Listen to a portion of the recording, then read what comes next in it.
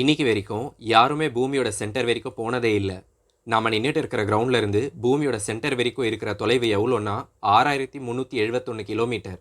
ஆனா இதுவரைக்கும் அதிகபட்சமா எவ்வளோ ஆழம் வரைக்கும் தோண்டியிருக்காங்கன்னா வெறும் 12.2 கிலோமீட்டர் தான். 1970ல ரஷ்யால தோண்டிட்டு இருந்த நேரத்துல சரியா 12.2 கிலோமீட்டருக்கு மேல வெப்பம் எதிர்பார்த்ததை விட அதிகமா இருந்துச்சு. அதுக்கு மேல தோண்ட முடியலன்னு 19 வருஷம் கழிச்சு தோன்றதை விட்டுட்டாங்க. தோண்டின வரைக்கும் அங்க வெப்பநிலை எவ்வளோ இருந்துச்சுன்னா 180 டிகிரி செல்சியஸ். வெறும் 12 கிலோமீட்டருக்கு கீழே இவ்வளோ வெப்பம்னா இன்னும் 6300 கிலோமீட்டருக்கு ஆழத்துல இருக்கிற பூமியோட வெப்பநிலை சயின்டிஸ்ட் கணக்கு போட்டப்போ அது கிட்டத்தட்ட சூரியனோட வெளிப்புற டெம்பரேச்சருக்கு சமமா இருந்துச்சு. அதாவது நாம பார்க்குற சூரியனோட வெளிப்புற டெம்பரேச்சர் 5500 டிகிரி செல்சியஸ். அதுவே பூமியோட சென்டர்ல இருக்கிற டெம்பரேச்சர் 5430 டிகிரி செல்சியஸ். பூமியோட உள்புற அடுக்குன்னு சொல்லப்படுற இந்த பகுதியை ஒரு ஃபயர் பால் மாதிரி நினைச்சிக்கலாம். அதனோட விட்டம் பார்த்தீங்கன்னா 2440 கிலோமீட்டர். அதுல என்ன இருக்குன்னா 85% இரும்பு, 10% நிக்கல், மீதி இருக்கிற 5%ல சல்ஃபர், சிலிக்கான், ஆக்சிஜன், கார்பன், ஹைட்ரஜனா இருக்கு. 5000 டிகிரி செல்சியஸ்க்கு மேல அங்க வெப்பம் இருக்கிறதுனால அது உருகி தண்ணி மாதிரி இருக்கணும். ஆனா பூமியோட சென்டர் பாயிண்ட் அப்படின்றதுனால அங்க இருக்கிற அதிகமான அழுத்தம் காரணமா அது கட்டியா சாலிடா இருக்கு. பூமிக்கு நடுவுல இருக்கிற அழுத்தம் எவ்வளோன்னு கேட்டீங்கன்னா நம்ம நின்றுட்டு இருக்கிற கிரவுண்ட்ல இருக்கிற அழுத்தத்தை விட 3.5 மில்லியன் மடங்கு அதிகம். இந்த ஃபயர் பால் எப்போ உருவாச்சுன்னா கிட்டத்தட்ட 1 பில்லியன் வருஷத்துக்கு முன்னாடி. டைம் ஆக ஆக இதனோட வெப்பம் குறைஞ்சிட்டே வருதுன்னு சொல்றாங்க.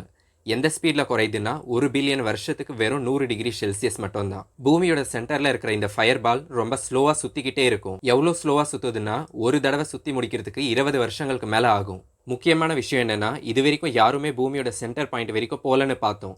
ஆனா இந்த ஃபயர் பாலை பத்தி இவ்வளோ விஷயங்கள் நமக்கு எப்படி தெரியுதுன்னா நிலநடுக்கம் வரும்போது அதுல இருந்து வர அலைகளோட சிக்னலை வச்சியும் பல மேத்தமெட்டிக்கல் டெக்னிக்ஸை வச்சியும் லேப்ல ஹை எனர்ஜி எக்ஸ்பெரிமெண்ட் எல்லாம் பண்ணி பூமிக்குள்ள இப்படி தான் இருக்கும்னு கண்டுபிடிச்சிருக்காங்க. இவ்வளோ வெப்பமா இருக்கிற இந்த பூமியோட உள்பகுதி பல நல்ல விஷயங்களுக்கு யூஸ் ஆகுறதுனால அது பூமியோட இதயம் அப்படின்னு சொல்றாங்க.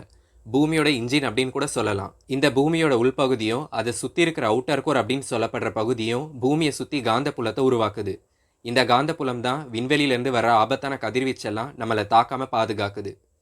நீங்க வச்சிருக்கிற திசை காட்டும் கருவியில இருக்கிற முள்ளு எப்பவுமே வடதிசையில காட்டுறதுக்கும் இந்த புவிமயம் தான் காரணம். அது மட்டும் இல்லாம பூமியோட சுழற்சியும் அது சாஞ்சி இருக்கிற கோணத்தையும் நிலையா இருக்க வைக்கிறது இந்த ஃபயர் பால் தான். உங்களுக்கு ஒரு டவுட் வரலாம், பூமி மேல நிறைய கடல் தண்ணி இருக்கு, அப்படி இருக்கும்போது ஏன் பூமியோட உள்பகுதி சீக்கிரம் கூல் ஆகலன்னு? அப்படி ஆகாததுக்கு காரணம் என்னன்னா கடலோட அதிகபட்ச ஆழமே வெறும் 11 கிலோமீட்டர் தான். ஆனா பூமியோட சென்டர் முன்னாடியே சொன்ன மாதிரி 6371 கிலோமீட்டர். கடல் தண்ணி மேற்பரப்பை மட்டும் குளிர்ச்சியா வச்சுக்க முடியுமே தவிர அதனோட எஃபெக்ட் ரொம்ப ஆழத்துல போகாது. பூமிக்கு அடியில இவ்வளோ ஹீட் இருந்தாலும் நமக்கு கிடைக்கிற மேக்சிமம் ஹீட் எல்லாம் பாத்தீங்கன்னா சூரியன்ல இருந்து வரது தான். பூமிக்கு அடியில இருந்து ரொம்ப கம்மியான ஹீட் தான் நமக்கு வருது. இன்னொரு விஷயம் என்னன்னா உள்ளடுக்கு அப்படின்னு சொல்லப்படுற இந்த ஃபயர் பால் ரொம்ப ஸ்லோவா வளர்ந்துட்டே இருக்குன்னு சொல்றாங்க. அதனோட விட்டம் 2440 கிலோமீட்டர்னு பார்த்தோம். அது நிலாவோட கம்பேர் பண்ணோம்னா கிட்டத்தட்ட 70% இருக்கும்.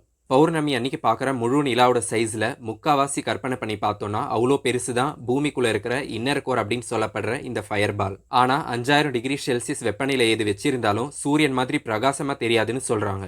ஏன்னா சூரியனில் 2 ஹைட்ரஜன் அட்டம் ஒன்றா சேர்ந்து ஹீலியமாக மாறும்போது அதுலேருந்து தான் எனர்ஜியும் லைட்டும் நமக்கு கிடைக்குது. ஆனால் அப்படி எதுவும் பூமியோட சென்டரில் நடக்கலை.